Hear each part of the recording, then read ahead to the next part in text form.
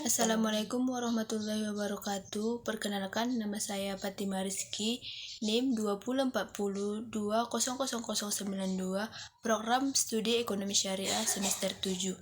Yang terhormat Ibu Yakti Ihwani Nasution ME, selaku dosen pengampu pada mata kuliah Ekonomi Pembangunan Islam.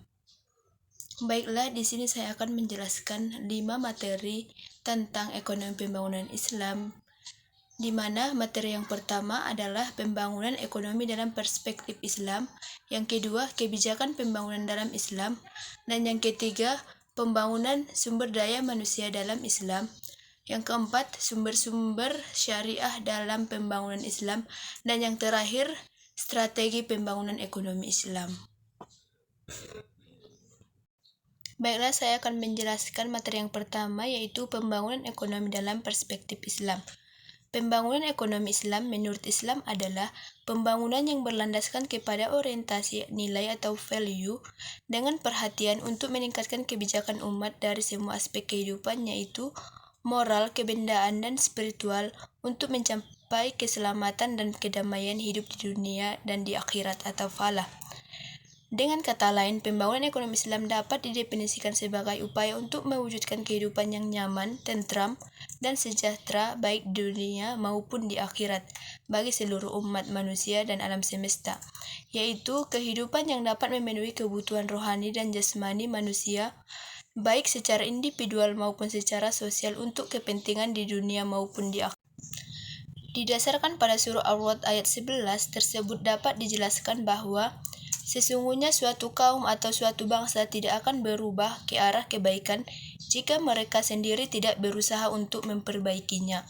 Ini berarti jika suatu bangsa ingin lebih maju baik dalam ekonomi dan peradaban, maka mereka harus melakukan perbaikan-perbaikan dan membangun perekonomiannya secara terus-menerus. Allah Subhanahu wa Ta'ala tidak akan merubah keadaan mereka ke arah yang lebih baik selama mereka tidak merubahnya sebab-sebab kemunduran mereka. Pembangunan dalam perspektif Islam pada dasarnya adalah pembangunan manusia seutuhnya. Pembangunan haruslah meliputi dan bersifat multidimensi dan potensi kemanusiaan dan pembangunan masyarakat secara merata bagi semua golongan dan lapisan masyarakat. Pembangunan ekonomi dalam perspektif Islam adalah pembangunan yang bersifat goal and value oriented, yaitu pembangunan yang menuju ke arah tercapainya keridhaan Allah dan didasarkan pada nilai-nilai ajaran agama Islam. Menurut pemikiran ekonomi Ibnu Khaldun, konsep pembangunan tersebut di dalam karya Ibnu Khaldun atau Al-Muqaddimah disebut dengan istilah 8 nasihat utama yang meliputi: yang pertama, pemerintah yang kuat tidak akan terrealisasi kecuali melalui pelaksanaan syariat. Yang kedua, syariat tidak dapat diwujudkan kecuali melalui pemerintahan. Dan yang ketiga, kerajaan tidak akan meningkatkan kekuatannya kecuali melalui masyarakat atau al-rizal. Yang keempat, masyarakat tidak akan bertahan kecuali dengan kekayaan atau al-mal. Dan yang kelima, kekayaan tidak dapat diperoleh kecuali dengan pembangunan atau al-imarah. Dan yang keenam, pembangunan tidak dapat dicapai kecuali dengan keadilan. Dan yang ketujuh, keadilan adalah kriteria yang mana digunakan oleh Tuhan yang menilai manusia. Dan yang terakhir, pemerintah dibeban tanggung jawab untuk mewujudkan keadilan. Baiklah, yang kedua, kebijakan pembangunan dalam Islam. Pembangunan ekonomi dapat dilihat dari berbagai sudut pandang. Dalam pandangan ekonomi Islam, modal utama pembangunan ekonomi adalah sumber daya manusia yang berkarya dengan akhlak mulia, jujur, cerdas, kerja keras, dan inovatif. Dalam konsep Al-Quran, katakanlah kinerja yang dicontohkan oleh Nabi Ibrahim alaihissalam telah meletakkan dasar-dasar pembangunan yang berimplikasi terhadap pertumbuhan ekonomi dunia. Berlangsung tanpa saling mendahului, itulah makna tawaf atau mengelilingi Ka'bah. Dan ini yang menjadi model dari pembangunan ekonomi dunia ketika semua negara-negara maju dan negara-negara sedang berkembang lainnya belum bisa merubah kinerja perekonomian yang mengedepankan kemaslahatan bersama atau rahmatul lil alamin. Pembangunan ekonomi dalam perspektif Islam memiliki prinsip-prinsip unik yang berbeda dari sistem ekonomi konvensional.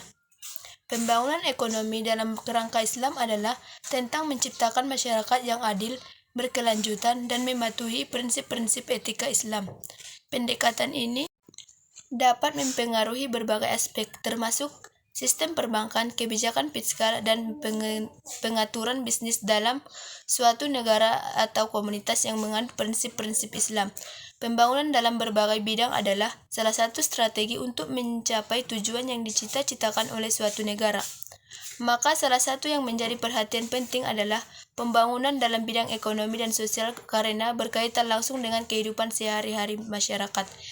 Berbagai perencanaan pembangunan selalu mengarah pada penguatan bidang ekonomi. Indikator keberhasilan pembangunan suatu negara dapat dilihat pada ketercapaian target-target ekonomi seperti pertumbuhan ekonomi, pendapatan per kapita penduduk, jumlah pengangguran, tingkat kemiskinan, dan neraca pembayaran adalah ukuran-ukuran yang dicapai dalam menilai tingkat keberhasilan pembangunan ekonomi. Secara umum, tujuan pembangunan ekonomi dalam Islam adalah terpenuhinya yang terpeliharanya maqasid syariah, yaitu agama, jiwa, akal, keturunan, dan harta, sehingga tercapai falah atau kesejahteraan dunia dan akhirat.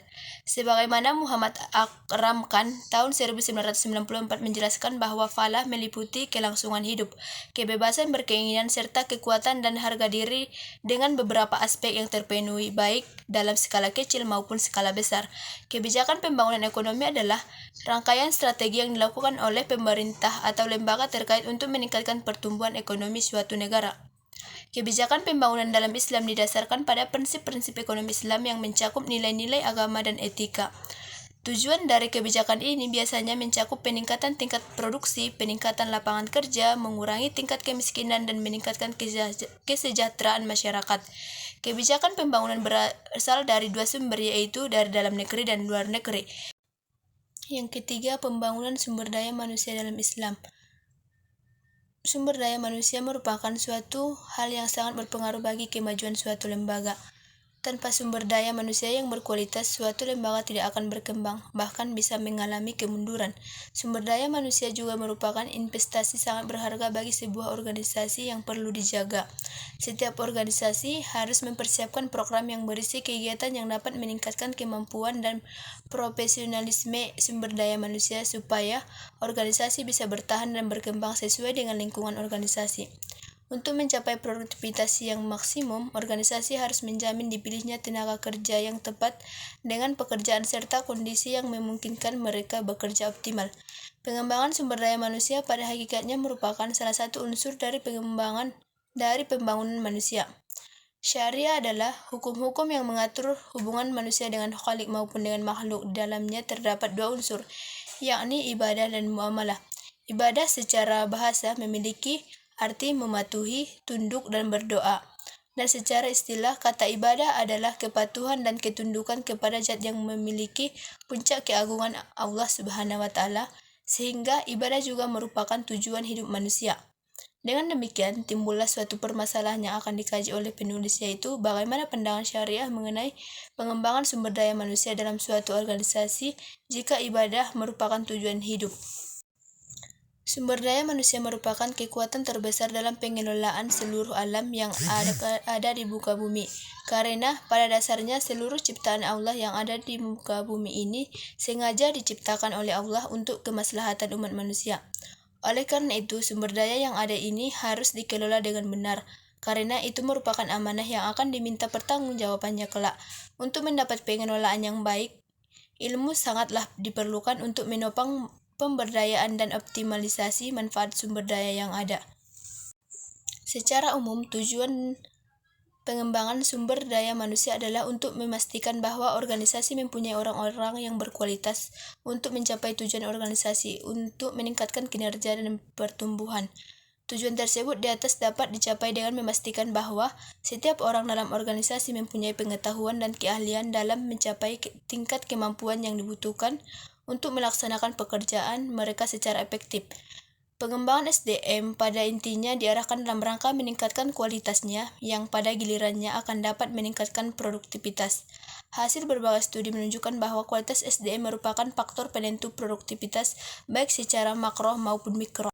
Oleh karena itu, untuk mengoptimalkan pembangunan nasional, pendidikan seharusnya mendapat prioritas, karena melalui upaya ini dapat dihimpun stok modal manusia dan stok modal sosial yang memadai secara.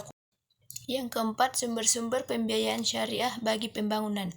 Pembangunan ekonomi yang berkelanjutan menjadi tujuan utama bagi banyak negara di seluruh dunia. Untuk mencapai tujuan ini, pembiayaan yang memadai adalah kunci. Di tengah-tengah kompleksitas ekonomi global, pembiayaan syariah telah muncul sebagai alternatif yang signifikan dalam mendukung pembangunan berkelanjutan. Pembiayaan syariah berdasarkan prinsip-prinsip Islam menawarkan solusi yang sesuai dengan nilai-nilai estetika, keadilan, dan keberlanjutan. Pemahaman mendalam tentang sumber-sumber pembiayaan syariah bagi pembangunan menjadi krusial dalam era globalisasi ini, tetapi juga bisa negara-negara non-muslim yang mencari alternatif pembiayaan yang beretika. Oleh karena itu, penelitian ini bertujuan untuk mengeksplorasi berbagai sumber pembiayaan syariah yang dapat digunakan untuk mendukung pembangunan ekonomi yang berkelanjutan. Peranan dan tanggung jawab negara dalam pembangunan Islam. Pemerintah dalam Islam memainkan peran penting dalam kehidupan ekonomi melalui komitmennya untuk memastikan standar hidup minimum bagi anggota masyarakat. Tanggung jawab utama pemerintah atau negara memerlukan tingkat independensi yang tinggi dari para pengambil keputusan ekonomi untuk memastikan ketersediaan sumber daya. Mekanisme pasar syariah di mana pemerintah akan mengambil langkah-langkah yang terjadi penyimpangan atas standar Islam atau dalam keadaan luar biasa seperti terjadi perang atau bencana alam. Pembiayaan pembangunan dalam Islam ada beberapa sumber, yaitu zakat, infak, sedekah, dan wakaf. Berdasarkan prinsipnya, zakat harus diberikan kepada 8 asnaf yang sudah ditentukan. Pembiayaan wakaf lebih fleksibel untuk digunakan. Terlebih sekarang terdapat beberapa alternatif berwakaf, salah satunya wakaf uang. Selain itu, juga penerimaan negara berasal dari investasi asing juga harus perlu diperhitungkan dengan syarat sesuai prinsip-prinsip dalam Islam. Ditambah lagi, negara-negara Islam yang tergolong kaya dapat memberikan bantuan atau hibah ke negara Islam yang kurang beruntung. Hal tersebut juga dapat menjadikan negara Islam terhindar dari praktik pinjaman dengan sistem bunga. Perkembangan instrumen pembiayaan keuangan menjadikan alternatif pembiayaan dalam Islam menjadi beragam. Dan produk pembiayaan yang dapat menjadi alternatif seperti saham dan sukuk. Yang kelima, strategi pembangunan ekonomi Islam. Pembangunan adalah proses yang dilakukan secara sadar dan berkelanjutan mencakup berbagai aspek kehidupan masyarakat.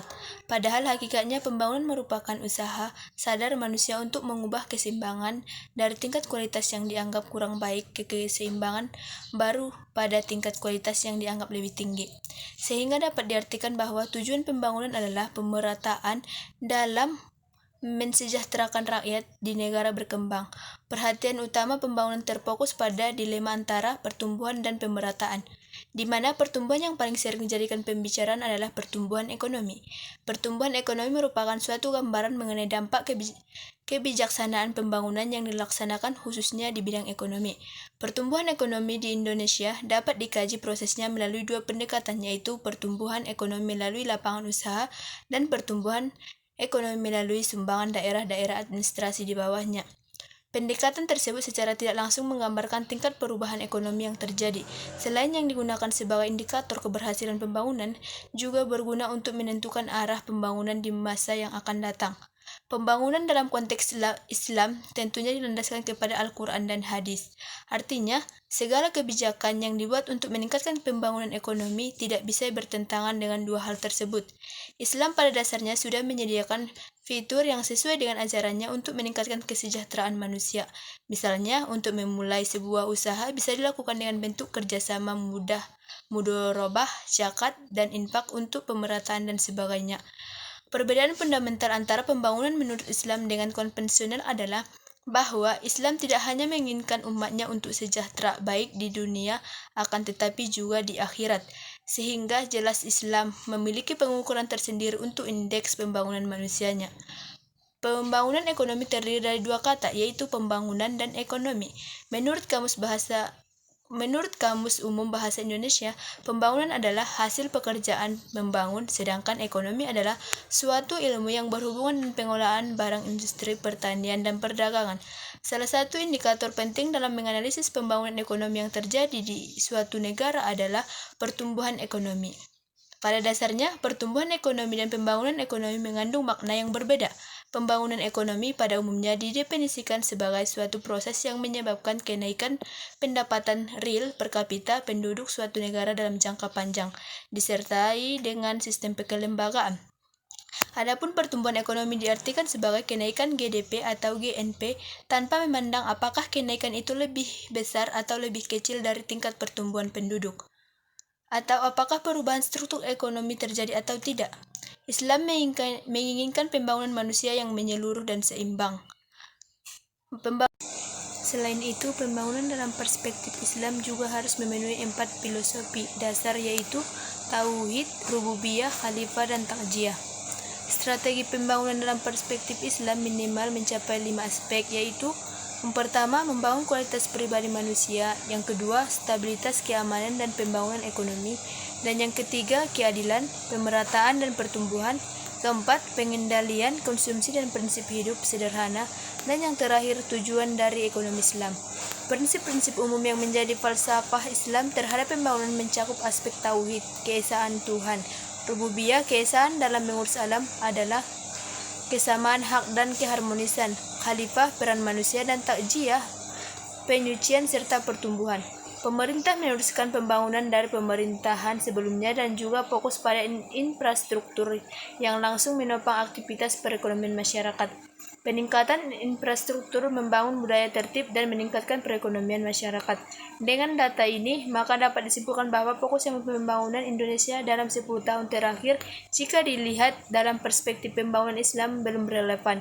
Hal ini dikarenakan fokus pemerintah Indonesia masih membangun infrastruktur, bukan pada aspek sumber daya manusianya. Cukup sekian penjelasan materi dari saya. Assalamualaikum warahmatullahi wabarakatuh.